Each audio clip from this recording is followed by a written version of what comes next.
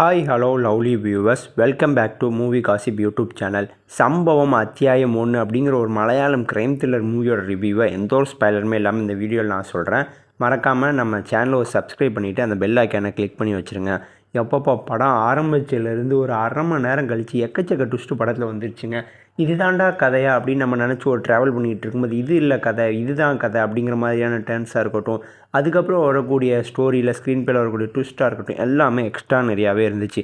படத்தோட ஸ்டோரி என்ன அப்படின்னு பார்த்தீங்கன்னா, ஒரு போலீஸ் கஸ்டடியிலேருந்து தப்பிச்சு போன ஒரு 4 அக்யூஸ்டு ஒரு காட்டுக்குள்ளே போய் போயிடுறாங்க. அவங்கள பிடிக்கிறதுக்காக ஒரு 6 போலீஸ்காரங்க அதே காட்டுக்குள்ளே போகிறாங்க.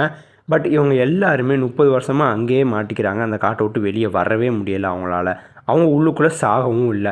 அப்படி அந்த காட்டுக்குள்ளே என்னடா இருக்குது, அவங்களுக்கு என்னதான்டா ஆச்சு அப்படிங்கிறது தான் அந்த படத்தோட ஸ்டோரி. இது மட்டுமே ஸ்டோரி இல்லைங்க, இதுக்குள்ளே இன்னொரு பயங்கரமான ஒரு ஸ்டோரி ஒளிஞ்சிருக்கு. அதை சொன்னால் கொஞ்சம் ஸ்பாய்லர் ஆகிற மாதிரி இருக்கும். ஏன்னா இதுதான் ஸ்டோரி அப்படின்னு சொல்லி நம்ம ட்ராவல் பண்ணிகிட்டு இருக்கும்போது இது இல்லை ஸ்டோரி, இங்கே இன்னொன்று இருக்குடா அப்படின்னு சொல்லி ஒன்று ரிவீல் பண்ணுற அந்த செக்மெண்ட்டாக இருக்கட்டும், அதெல்லாம் உண்மையிலே செம்ம ட்விஸ்ட் அண்ட் டேனாக தான் இருந்துச்சு. அந்த செக்மெண்ட்லாம் உண்மையிலே எக்ஸ்ட்ரா நிறையாவே இருந்துச்சு அப்படின்னு தான் கண்டிப்பாக சொல்லியே ஆகணும். படத்தோட டைரக்டர் ஜித்து, அவர் பேர் சரியான ஞாபகம் இல்லை, ஜித்து சகிதன் மல்கலாடு ஏதோ ஒரு பேருங்க. அவர் பேர் ரொம்ப பெருசாக லாங்காக இருந்துச்சு. அவர் உண்மையிலே சொல்லணும்னா படத்தில் ஸ்டோரி அப்படின்னு பெருசாக எதுவும் இல்லைனாலும் படத்தில் வரக்கூடிய ஸ்க்ரீன் ப்ளே உண்மையிலே சூப்பராகவே எழுதியிருக்காரு.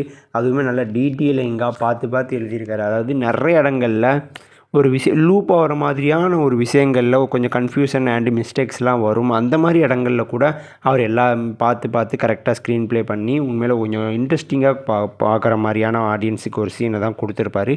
அது உண்மையிலே எக்ஸ்ட்ரா நிறையாவே இருந்துச்சு. அவர் ரைட்டிங் உண்மையிலே சூப்பருங்க. அப்புறம் அந்த படத்தில் அஸ்கர் அலி அப்படிங்கிறவர் தான் அந்த படத்துக்கு ஒரு மெயின் ரோல் ப்ளே பண்ணி நடிச்சிருக்காரு. அவர் உண்மையிலே சூப்பராக ஒரு எக்ஸ்பீரியன்ஸான ஒரு ஆக்டர்ஸ் நடிச்சிருந்தா எப்படி இருக்குமோ அந்தளவுக்கு பெர்ஃபெக்டாக எல்லாத்தையுமே ஹோல்ட் பண்ணி சூப்பராகவே நடிச்சிருந்தார். அப்புறம் சினிமாட்டோகிராஃபி நஜோஸ் அவர்கள் உண்மையிலே செம்மையான ஒரு சினிமாட்டோகிராஃபி பண்ணியிருக்காரு அப்படின்னு தான் கண்டிப்பாக சொல்லணும். படத்தில் நிறைய இடங்களில் சினிமாட்டோகிராஃபியாக இருக்கட்டும், சவுண்ட் எஃபெக்ட்ஸாக இருக்கட்டும், பிஜிஎம்ஸாக இருக்கட்டும், எல்லாமே ஒன்றுமே இல்லாத சீனை ஒன்றுமே பேசாமல் டைலாக்ஸ் எதுவுமே இல்லாமல் 5 நிமிஷமாக ஒரு சீனை நம்ம பார்க்குறோம். அதுக்குமே நம்ம விரும்பி பார்க்குறோம். ஏன்னா அந்தளவுக்கு ஒரு எஃபெக்டிவாக பண்ணியிருப்பாங்க. ஒரு செம்ம எக்ஸ்பிரிமெண்டலாக இருக்கும் படம் பார்க்கும்போது. படம் பார்த்து முடிக்கும்போது ஒரு செம்ம எக்ஸ்பீரியன்ஸாக இருக்கும். நம்ம அந்த படத்துக்குள்ளேயே ட்ராவல் பண்ணிட்டு வெளியே வந்த மாதிரியான ஒரு ஃபீல் கண்டிப்பாக கொடுக்கும். படத்தோட பாசிட்டிவ் என்னென்ன அப்படிங்கிறத சொல்லிடுவோம். ஆல்ரெடி நான் சொன்ன மாதிரி தான் படத்தில் சவுண்ட் டிசைனிங் உண்மையிலே சூப்பராக எக்ஸ்ட்ரா நிறையா இருந்துச்சு. ஆல்சோ பிஜிஎம் அதெல்லாம் சூப்பராகவே இருந்துச்சு. அப்புறம் படத்தில் யூனிக்கான ஒரு கான்செப்ட் க்ரியேட் பண்ணியிருப்பாங்க. அதாவது இதுதான்டா கிரைம் த்ரில்லர் மூவி தானே, என்ன ஒருத்தர் செத்துருவான், அவனை எப்படி செத்தான், அவனை யார் கொண்டா அப்படின்னு சொல்லி தேடி கண்டுபிடிக்க போகிறீங்க, அப்படி தானடா இருக்கும் அப்படின்னு நம்ம நினச்சி உட்காரும்போது அப்படி இல்லை அப்படின்னு சொல்லிட்டு வேறு மாதிரியான ஒரு கான்செப்ட் கொண்டு போனது உண்மையிலே செம்ம ப்ளஸ்ஸாக இருந்துச்சு. அப்புறம் படத்தில் வரக்கூடிய சீன்ஸை நம்ம ப்ரிடிக்டே பண்ண முடியாது. எல்லாமே அன்பிரடிக்டபிள் சீன்ஸாகவே நிறைய சீன்ஸுக்கு இருக்கும். அதெல்லாம் படத்துக்கும் ஸ்க்ரீன் ப்ளேக்கும் ரொம்பவுமே ஹெல்ப் பண்ணியிருக்கு.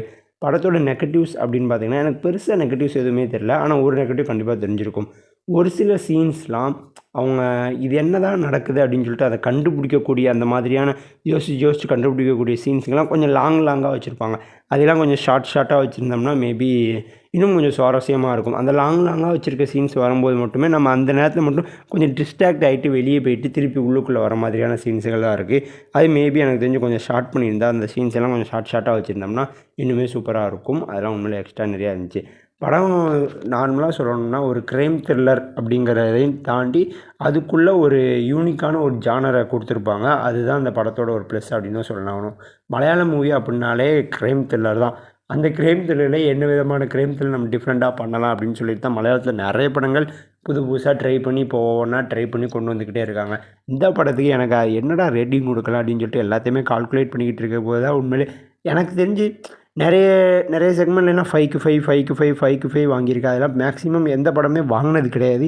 இருந்தாலுமே ஸ்டோரி எனக்கு பெருசாக ஸ்டோரி அப்படிங்கிற படத்தில் ஒன்று இல்லை அப்படிங்கிறதுக்காக ஸ்டோரி அப்படிங்கிற செக்மெண்ட்டுக்கு நான் கம்மியாக தான் கொடுத்துருந்தேன். அதனாலேயே கொஞ்சம் கம்மியாக வந்திருக்க தவிர படம் உண்மையிலே எக்ஸ்ட்ரா நிறையாவே இருக்கும்.